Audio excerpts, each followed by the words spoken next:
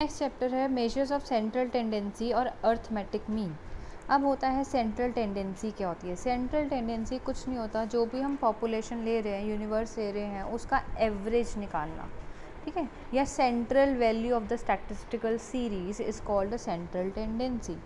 अब ये क्या होता है, ये बहुत डिफ़िकल्ट होता है कि हम बड़े बड़े डेटा, इतने ज़्यादा बड़े लार्ज डेटा को हम लर्न कर सकें।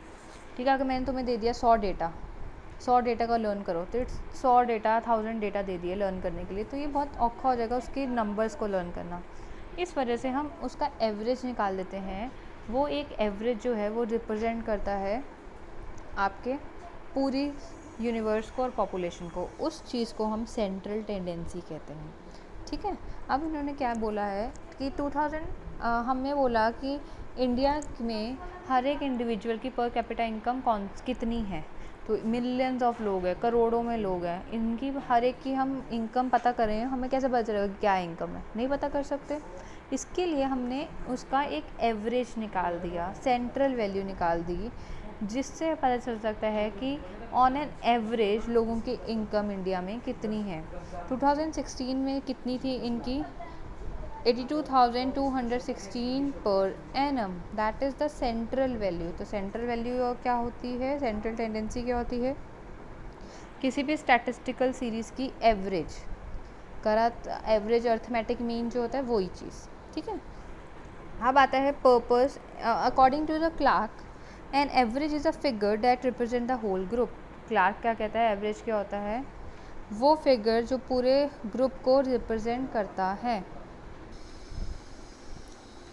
अब क्या है, किस पर्पस के लिए हम सेंट्रल टेंडेंसी को करते हैं। पहला है brief description. Brief description means जितना भी हमारा डेटा है उसकी शॉर्ट फॉर्म को वो हमें बताता है, समरी। जैसे पूरे चैप्टर की हम समरी पढ़ते हैं, उस समरी में सब कुछ बताया जाता है, ऐसी जो सेंट्रल टेंडेंसी है वो हमें जो भी हमारा रॉ डेटा होता है, जो भी हमारा डेटा होता है, उसकी पूरी डिस्क्रिप्शन देता है। ठीक है, सेकंड है सेंट्रल टेंडेंसी हमें हेल्प करता है कंपैरिजन करने में। जैसे हम कंपैरिजन कर रहे हैं per capita income of India and USA, इससे हमें पता चलता है कि इंडिया जो है उसका पर कैपिटा इनकम बहुत बहुत बहुत ज़्यादा कम है एज़ कम्पेयर टू यूएसए, जिससे हमें जो हमारी गवर्नमेंट है उसे ध्यान देना चाहिए कि वो ऐसे मेजर्स करे कि हमारी पर कैपिटा इनकम बढ़ सके। ठीक है, तो कंपैरिजन मीन्स ये डिफरेंट सेट्स ऑफ डेटा को कंपेयर करने में हेल्प करता है।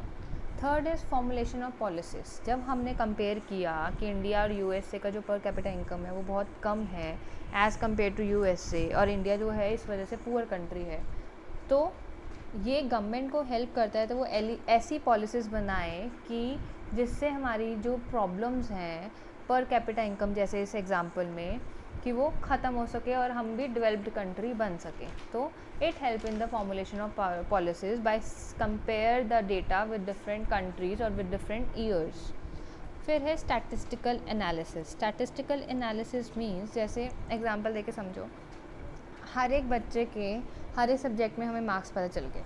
ठीक है, इससे हमें क्या पता चल रहा है, जब हमें मार्क्स पता है कि कौन सा बच्चा किस सब्जेक्ट में वीक है, तो एवरेज और central tendency help in the statistical analysis, जिससे पता चलता है कि कौन सा बच्चा इस एग्जांपल में किस सब्जेक्ट में वीक है, तो हम उसी सब्जेक्ट में उसका फोकस करेंगे, उसी सब्जेक्ट में मेन फोकस करेंगे।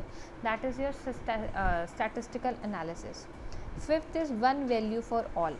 एवरेज क्या होता है, that represent the whole universe or a population, जिसके बारे में हम बात कर रहे हैं।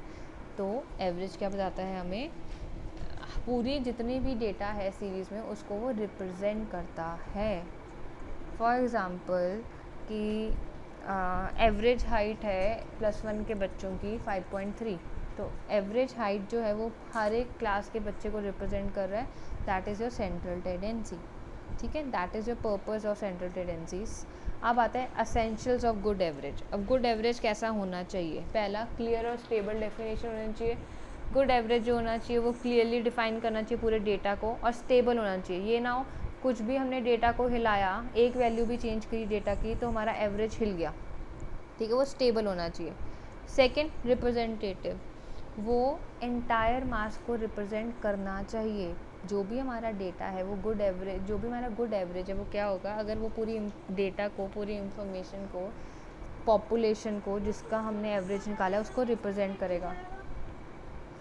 सिंप्लिसिटी, सिंप्लिसिटी क्या है, जो भी गुड एवरेज है वो सिंपल होना चाहिए सो डैट कोई भी उसे समझ सके और कोई भी उसको निकाल सके। ये ना इतना खतरनाक फॉर्मूला डाल दिया जिसमें आप उसको समझ ही नहीं पा रहे हो, ठीक है। तो गुड एवरेज, और इतनी बड़ी एवरेज निकाला इतनी बड़ी फिगर में, ऐसा नहीं होना चाहिए। जो गुड एवरेज है वो सिंपल होना चाहिए ताकि लोग उसे ईजिली समझ पाएँ। फिर आता है certainty. Certainty is means sure, जिस चीज़ में तुम श्योर हो कि ये चीज़ होनी ही होनी है। तो गुड एवरेज जो है वो सर्टन होना चाहिए करैक्टर में, तभी आप उसको यूज़ कर सकते हो as a statistical method. Otherwise उसका कोई फ़ायदा नहीं है अगर वो सर्टेन नहीं है, श्योर नहीं है, ठीक है।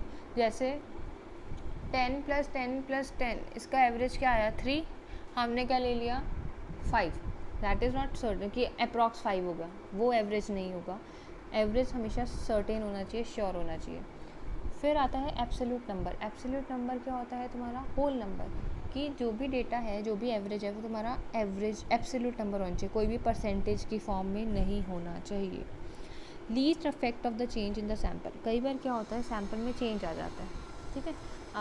एग्जाम्पल देखो, सपोज 35 स्टूडेंट्स थे हमारी क्लास में, ठीक है। तो हमने एवरेज हाइट ली थी 5'3", बाय चांस वो स्टूडेंट्स 30 बन जाते हैं, ठीक है। सैम्पल चेंज हो गया मेरा, तो सैम्पल के चेंज होने से मेरे एवरेज में फ़र्क नहीं आना चाहिए, that is a good average.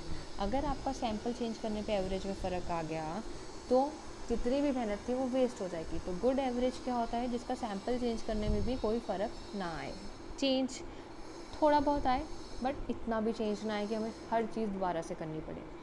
Last इसमें क्या है, एल्जेब्रिक ट्रीटमेंट। गुड एवरेज वही होता है जो फर्दर हमें हेल्प करता है डिफरेंट मेथड यूज़ करके डिफरेंट प्रॉब्लम्स को सॉल्व करने में। मैथमेटिकल एल्जेब्रा ट्रीटमेंट करने में जो मीन है वो हेल्प करता है, तभी वो गुड एवरेज होगा, नहीं तो वो गुड एवरेज नहीं है। अगर हमने एवरेज निकाला वहीं पे ख़त्म हो गया, उसके बाद वो फर्दर यूज़ नहीं हुआ, तो that is not a good average. Good average होता है तो फर्दर डिफरेंट मेथड्स में यूज़ होगा और जिसके बाद हम और नई चीज़ें निकाल सकते हैं। That is your algebraic treatment, ठीक है।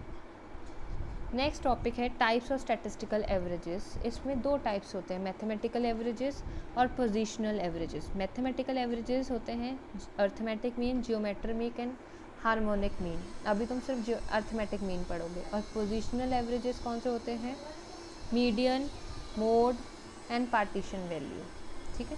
अब यहाँ से प्रैक्टिकल शुरू है तो ये मैं कल करवाऊँगी।